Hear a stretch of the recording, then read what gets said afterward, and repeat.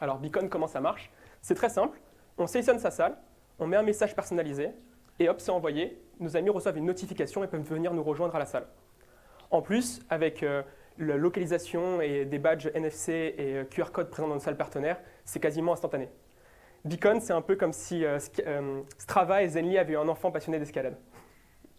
Mais Declimb, c'est aussi un outil marketing très puissant pour les salles.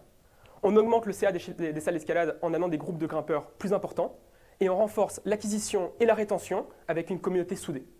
Il n'y a pas de meilleur marketing qu'un ami qui nous propose de venir le rejoindre à la salle d'escalade. Beacon, c'est une application, c'est un outil communautaire. C'est pourquoi l'application est gratuite pour tous les grimpeurs. Et notre business model est un abonnement mensuel freemium auprès des salles d'escalade. Toutes les salles peuvent être référencées gratuitement dans notre application, puis passer un certain nombre de beacons dans l'application. Il y a un tarif qui est progressif en fonction de l'activité et qui commence à partir de 50 euros. L'idée de ce tarif-là, c'est que Beacon est du coup adapté à tout type de salle d'escalade, de la petite gym du Havre au giga complexe parisien. Mais Diwan, est-ce que c'est vraiment possible de construire une future licorne de la sport tech dans la niche de l'escalade? Bien sûr. Parce que chez Declimb, on pense que le futur de l'escalade, c'est la data. Une salle d'escalade, c'est une salle de sport avec du contenu dynamique. Dans une salle d'escalade, il y a plus de 120 voies et ces voies sont changées tous les mois. Chez Declimb, nous avons mis au point un algorithme qui permet de transformer une voie d'escalade en contenu numérique. À l'aide d'une seule photo, on est capable de faire un modèle 3D d'une voie d'escalade. Donc la technologie est déjà là, il ne manque plus que la donnée des grimpeurs et ce sera bientôt chose faite avec Beacon. La solution, c'est Elean, un logiciel en ligne qui va venir prévoir les ventes, le nombre de clients et le chiffre d'affaires quotidien pour l'établissement. Donc un logiciel SaaS qui va proposer chaque jour une nouvelle prévision pour la semaine et les mois à venir. Comment ça marche? C'est une intelligence artificielle qui va venir prendre plein de facteurs externes comme la météo, les événements à proximité. Par exemple, s'il y a une brocante en face de l'établissement, ça va forcément modifier l'affluence de la journée. Le calendrier, s'il y a des vacances, etc. Et encore plein d'autres facteurs couplés aux données de vente de l'établissement qui va permettre de faire une prévision grâce à notre modèle d'IA. Donc la mise en place, elle est très simple. On se connecte directement en API à la caisse du restaurant et on collecte les données, on les traite automatiquement et les premiers résultats sont directement disponibles après 48 heures. Ensuite, le restaurateur a tout le temps accès à son logiciel et les prévisions seront mises à jour en permanence. Notre marché, c'est 200 000 restaurants en France qui ont fait 105 milliards de CA en 2019. Il y a déjà 25% des restaurateurs qui disposent d'une caisse qui est compatible avec notre logiciel, donc directement connectée à API et qui peuvent directement disposer d'une solution sous moins de 48 heures. Et notre abonnement, il serait à 100 euros par mois par établissement, avec notre logiciel en ligne. Nos concurrents, Loquence est la seule plateforme web sur laquelle n'importe qui peut venir s'entraîner avant une prise de parole et obtenir une retranscription totale de ce qui est dit, une analyse du eye contact, du volume de voix, du rythme de voix, et en plus, grâce à un partenariat unique avec un laboratoire d'analyse des émotions à Centrale Supélec, on est capable de regarder l'émotion que vous allez réussir à transmettre par le visage, par la voix et par les mots. Quand on sait que 90% du message qui est transmis et du non-verbal, c'est une donnée qui est juste fondamentale. Aujourd'hui, je vous ai parlé de toutes ces applications et c'est pour ça en fait que le marché est immense. Pourquoi? Parce que l'expression orale, elle est au cœur des interactions sociales. Aujourd'hui, notre solution, pour suivre la progression des marchés, c'est une solution qui s'intègre dans le marché du e-learning. Le e-learning, c'est un marché énorme de 300 milliards dans le monde. Dans notre stratégie go-to-market, qui est très claire, on veut d'abord s'adresser aux professionnels, les coachs en prise de parole, ainsi que les managers et les commerciaux qui ont besoin de gérer une équipe de personnes qui font des pitchs de vente et dont ils veulent suivre le niveau et la progression. Ce marché, en France, c'est 20 milliards d'euros. Nous, on pense à assez court terme être capable de targeter 10% de ce marché, soit 10 milliards d'euros pour un marché qu'on peut obtenir. Aujourd'hui, en routine clinique, les médecins posent leur diagnostic sur ces images basiques, c'est-à-dire que les paramètres pris en compte sont la taille, le nombre et l'aspect de la lésion. Alors que dans le monde de la recherche, nous avons la capacité de générer ces images plus riches. Ici, on regarde la même lésion à travers différents paramètres, où chacun de ces paramètres reflète un processus biologique d'intérêt, rendant l'analyse structurelle et fonctionnelle du cancer beaucoup plus riche. Malgré le fait que ces images soient connues depuis une dizaine d'années, elles ne sont pas utilisées en routine clinique, et ce, par manque de moyens technologiques.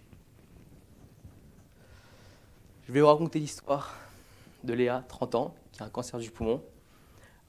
Donc, elle passe une batterie de tests en imagerie médicale, et le médecin constate qu'elle a une tumeur de 3 mm de localisée dans le poumon avec un aspect granuleux. 2 mois après, Léa revient voir le médecin, revient passer une série de tests pour savoir si le traitement a fonctionné ou pas. Et le médecin est incapable de lui répondre. Il voit effectivement la même lésion de 3 cm dans le poumon avec un aspect granuleux. Et donc ce qu'il lui dit, c'est de revenir plus tard pour voir si le traitement a été efficace ou non.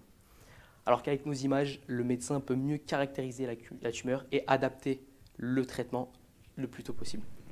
Nous récupérons, en fait, nous venons offrir une alternative justement pour la réutilisation de ces levures aux brasseurs de bière. On vient récupérer à la source ces levures. On vient ensuite les processer, notamment à travers un processus de désamérisation. Vous êtes tous familiers de la bière, de son goût amer. Par exemple, une IPA va avoir une amertume assez différente d'une blanche, d'une blonde. Mais on vient récupérer ça et on vient enlever cette amertume, quelle que soit la souche de levure et quelle que soit la bière qui a été utilisée. Ça, c'est un processus qui a nécessité 1 an et demi de R&D et qu'on est en train de breveter aujourd'hui. Après ça, on vient sécher en fait les levures. Donc, on obtient une sorte de farine de levure qu'on va ensuite envoyer aux industriels de l'agroalimentaire pour qu'ils puissent l'intégrer dans la formulation et le recettage de leurs produits. Si on regarde justement du côté des marchés et de ce que ça peut représenter pour ces industriels de l'agroalimentaire, les ingrédients aujourd'hui protéinés, ça représente un marché de 50 milliards d'euros et ça devrait représenter en 2026 63 milliards d'euros. Il faut savoir que la part des protéines alternatives est en très forte augmentation. Elle augmente 2 fois plus vite que les protéines animales et on devrait atteindre finalement une part de 35% du total de ce marché pour les protéines alternatives en 2026. Et nous, on a une stratégie d'approche de ces marchés qui vise vraiment à se centrer sur les marchés qui représentent la plus grosse part finalement, la plus grosse part de marché, en commençant par les produits végétariens, flexitariens de type simili-viande ou galettes.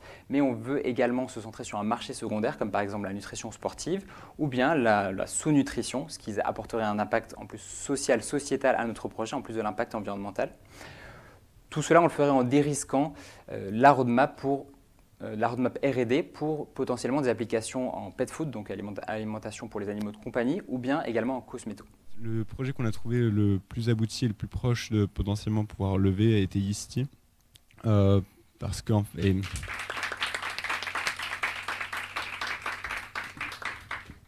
et on trouvait aussi la particularité de pouvoir revaloriser des déchets et à créer de la valeur sur tout l'ensemble de la chaîne de production très, très intéressant, ainsi qu'un ciblage de marché très précis en termes de premier marché à approfondir, et ensuite du coup les potentialités de marché sur différents segments.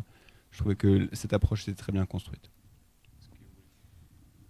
Juste pour rajouter un petit mot, parce que je sais plus où est-ce qu'il est le pitcher. Ah pardon, on t'a pas mal challengé aussi sur le côté scalabilité, modèle logistique, etc. Donc ils vont être des questions qui vont être posées forcément. C'est pas un modèle très VC-friendly, en tout cas moins chez nous. À l'exception peut-être d'un de nos fonds qui a cette thèse-là plutôt impact, et je pourrais t'introduire si tu le souhaites. Mais voilà, donc je pense que c'est une très bonne idée, il y a une super ambition, on voit que vous avez déjà bien pensé beaucoup de choses. La grande question, je pense, ça va être le côté scalabilité avec toute la partie logistique, usine, voilà. Ça va être posé. Tu voulais rajouter quelque chose ? Bon, écoute, je rejoins ce qui a été dit, mais on voulait aussi vous remercier tous pour vos pitchs. C'était hyper intéressant pour nous de pouvoir vous rencontrer. Si jamais vous avez besoin de conseils ou d'intro, n'hésitez pas à nous contacter.